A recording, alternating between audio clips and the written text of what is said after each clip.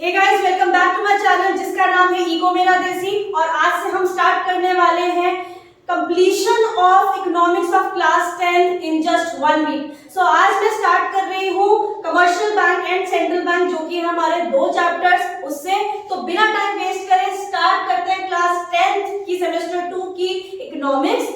लेकिन उससे पहले जितने भी बच्चे मेरे चैनल से नए जुड़ रहे हैं या आपको मेरी वीडियोस पसंद आ रही है, तो मेरे चैनल को लाइक, सब्सक्राइब और शेयर करना मत भूलिएगा। तो सबसे पहले हम स्टार्ट करते हैं कमर्शियल बैंक से। तो बच्चों, कमर्शियल बैंक क्या है?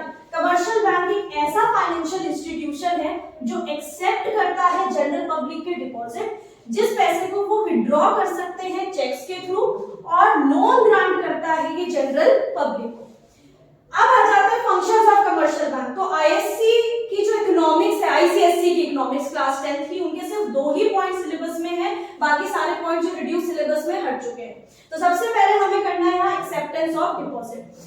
जो कमर्शियल बैंक है वो 4 तरीके के डिपॉजिट्स के थ्रू जनरल पब्लिक के पैसे को एक्सेप्ट करता है या उनके डिपॉजिट्स को एक्सेप्ट करता है, जिसमें सबसे पहले आता है current account deposit. Current account deposit जो है, यहाँ पर बिजनेसमैन अपने पैसे को डिपॉजिट करते हैं।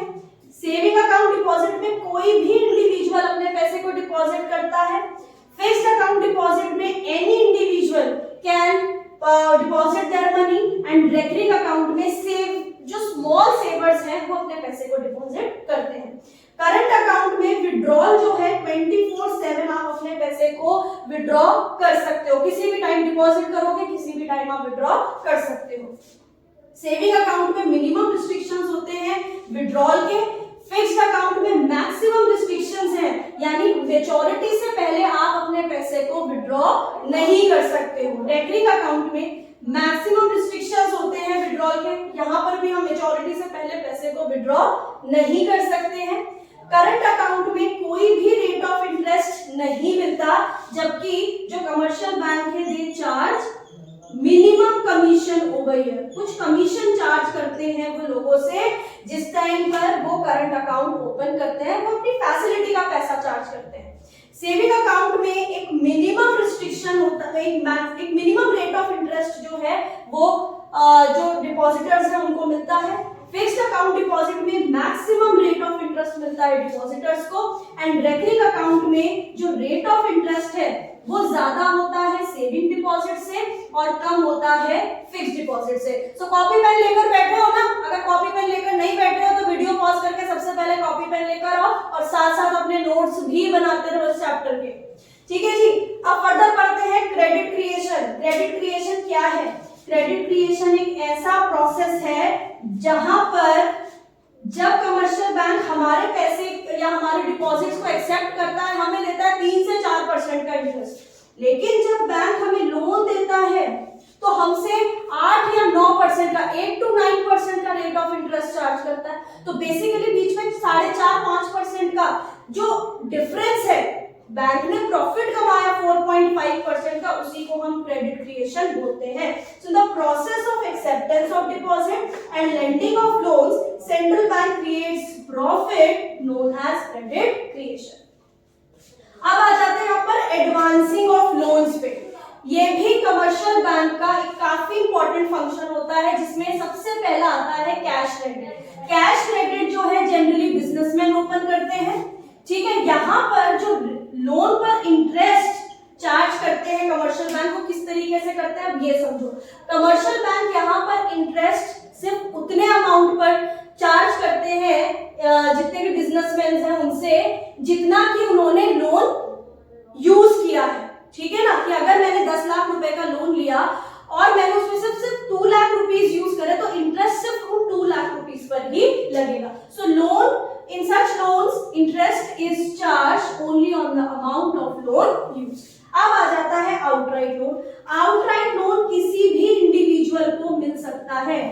ये जो लोन है ये हमें तब मिलता है जब हम कोई भी अपनी कोलेटरल सिक्योरिटी, अब इसका मतलब समझो, कोई भी घर, कोई भी बिल्डिंग, कोई भी फैक्ट्री को या जमीन को गिरवी रखवाते हैं, ये उधार हमें तब मिलता है। यहाँ पर एंटायर अमाउंट ऑफ लोन जो है वो सैंक्शन कर दिया जाता है इंडिविजुअल को। मैंने 10 लाख का उधार मांगा, मैंने उनको एक जमीन या घर अपना गिरवी रखा, उन्होंने मुझे 10 लाख रुपए दे दिए। इंटरेस्ट भी वो पूरे 10 लाख के ऊपर ही चार्ज करेंगे। So interest is charge on the entire sum of loan. Next आ जाती है ओवरड्राफ्ट फैसिलिटी।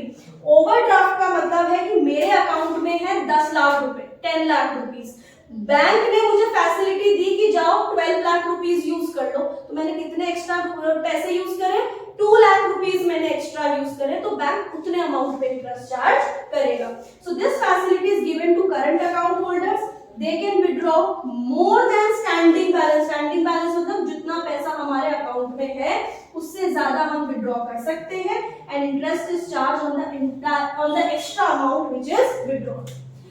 अब आ जाते हैं फंक्शंस ऑफ सेंट्रल बैंक पे, बट उससे पहले पढ़ते हैं सेंट्रल बैंक की डेफिनेशन। सेंट्रल बैंक एक एपेक्स इंस्टीट्यूशन है जो कंट्रोल और रेगुलेट करता है सारे के सारे कमर्शियल बैंक्स और फाइनेंशियल इंस्टीट्यूशंस को। अब इसके फंक्शंस देख लेते हैं, इसी फॉर्मेट में लिखकर आ जाना एग्जाम में, ठीक है ना। मैं आपको टाइम दूंगी, आप इसका स्क्रीनशॉट ले लेना। बाकी कुछ अच्छे बच्चे हैं जो साथ साथ नोट्स भी बना रहे होंगे, तो it will be good for you. तो सबसे पहला पॉइंट आता है bank of note issue. Central bank जो है उसके पास एक सोल अथॉरिटी है, एक मोनोपोली है पैसा छापने की। मोनोपोली मतलब वो अकेला बैंक है जो पैसे को छापता है। जब वो पैसे छापते हैं तो वो एक यूनिफॉर्मिटी लाता है मनी सप्लाई में, यानी पूरे देश में एक जैसा पैसा ही चलता है। ये लोगों के अंदर एक फेथ क्रिएट करता है, जनरल पब्लिक के अंदर एक फेथ क्रिएट करता है कि भाई ये जो पैसा है हमें इसे इस्तेमाल करना है। ये जो है एक स्टेबलाइजेशन लाता है internal and external value of currency.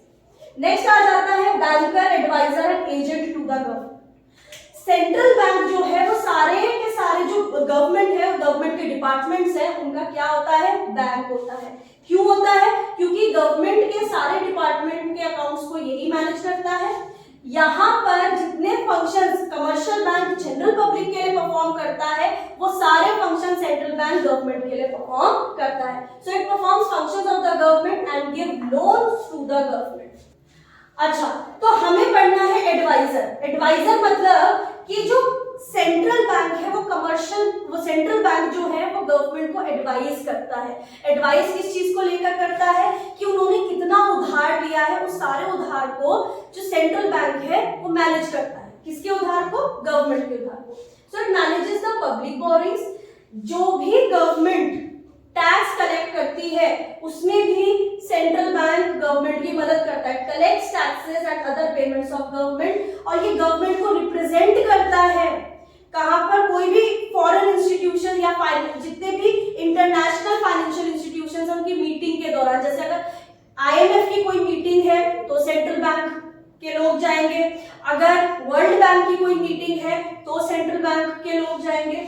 So it represents government in international financial institutions. Next आ जाता है एजेंट। सेंट्रल बैंक जो है वो एक फाइनेंशियल एडवाइजर है गवर्नमेंट का। क्यों? क्योंकि सेंट्रल बैंक गवर्नमेंट को कहां पर एडवाइस करता है?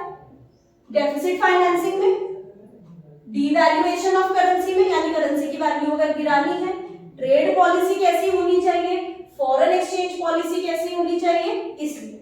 अब आ जाता है banker to the bank. Central bank जो है वो सारे के सारे कमर्शियल बैंक्स का बैंक है, क्योंकि ये जो है कमर्शियल बैंक्स के पैसों का रिजर्व अपने पास मेंटेन रखते हैं, custodian of cash reserve. Central bank maintains the cash reserves of all commercial bank. Next आता है लेंडर ऑफ लास्ट रिसोर्ट। हमें पैसे की जरूरत है, हम कमर्शियल बैंक के पास जाएंगे, लेकिन अगर कमर्शियल बैंक को बच्चों पैसों की जरूरत है तो वो कहां जाएगा? They will go to central bank. तो in case of commercial bank facing any financial crisis they will approach central bank. Next आता है clearing agent पे। clearing agent का मतलब क्या होता है कि सेंट्रल बैंक जो है कमर्शियल बैंक के जो फाइनेंशियल क्लेम्स होते हैं उनको सेटल करता है, पैसा ट्रांसफर करके, अगर किसी भी बैंक को पैसे की जरूरत है तो through simple book entry of transfer. Next आ जाता है सुपरवाइजर। सेंट्रल बैंक क्या करता है? सारे कमर्शियल बैंक्स को कंट्रोल करता है, रेगुलेट करता है और सुपरवाइज करता है। लास्ट पॉइंट आता है custodian of foreign exchange reserves. अब सेंट्रल बैंक का काम क्या है कि कंट्री के जितने भी फॉरेन एक्सचेंज है या जो भी एक्सपोर्ट इंपोर्ट के दौरान पैसा इस्तेमाल करना है या बैलेंस ऑफ पेमेंट की जो भी डिफिकल्टी है उसको कौन ओवरकम करता है? bank overcomes the balance of payment, that is export and import difficulties in the country. So इसका आप स्क्रीनशॉट ले लीजिए अगर आपको लेना है, और इनके आप नोट्स बनाते हैं ना। इसके साथ हमारे 2 चैप्टर्स आईसीएसई क्लास 10th, सुन लीजिए मेरी बात, 2 चैप्टर हमने इकोनॉमिक्स के सेंट्रल बैंक और कमर्शियल बैंक कंप्लीट कर दिए हैं। एक छोटा सा पोर्शन है डिमोनेटाइजेशन, जिसको मैं कल वाली क्लास में कराऊंगी। So stay tuned with my YouTube channel. अपना बहुत बहुत बहुत ध्यान रखिए। Take care. कल मिलते हैं एक नेक्स्ट वीडियो के साथ। बाय।